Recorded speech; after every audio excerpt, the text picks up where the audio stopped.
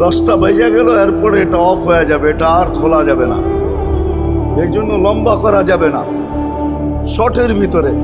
কিন্তু সিরাত এই জন্য বুঝাইতেছি আপনাদেরকে, সিরাত যদি না হইতো, এই হিটিং আমাকে দায়িত্ব দিতেছে যে আমি সিরাত প্রয়োজন কেন এটা বুঝাই।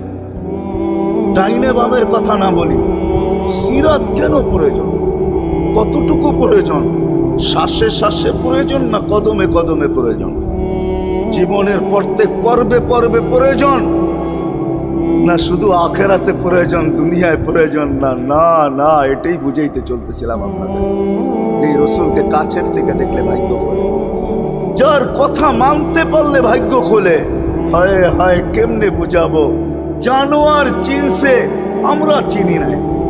বিদায় হজের দিন আল্লাহর রসুল সাল্লাল্লাহু আলাইহি ওয়াসাল্লাম উট জব করছেন, উট 100-র উপরে উট জব করছেন, 40টার মতো নিজের হাতে করছেন, বাকিগুলা আলী রাদিয়াল্লাহু তাআলা আনহু করছেন।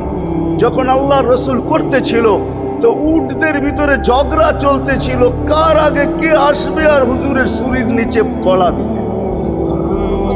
উট চিনছে, আমরা চিনি। এই জন্যই তো প্রথমে বললাম একজনও পাওয়া যাবে না। চুল শতবার কাটলাম, আজ পর্যন্ত একবারও উচ্চারণ করলাম না সেলুনে যায়া যে আজকের চুল আমাকে নবীর স্টাইলে কেটে দিবে। তোর সব স্টাইল, আমি নবীর স্টাইলে কাটতে আসছি, আমাকে নবীজির স্টাইলে কেটে দিবে। কি বলছেন কোনোদিন কেউ? হাত উঠে বলেন, কেউ বলছেন কোনোদিন? না না না না না।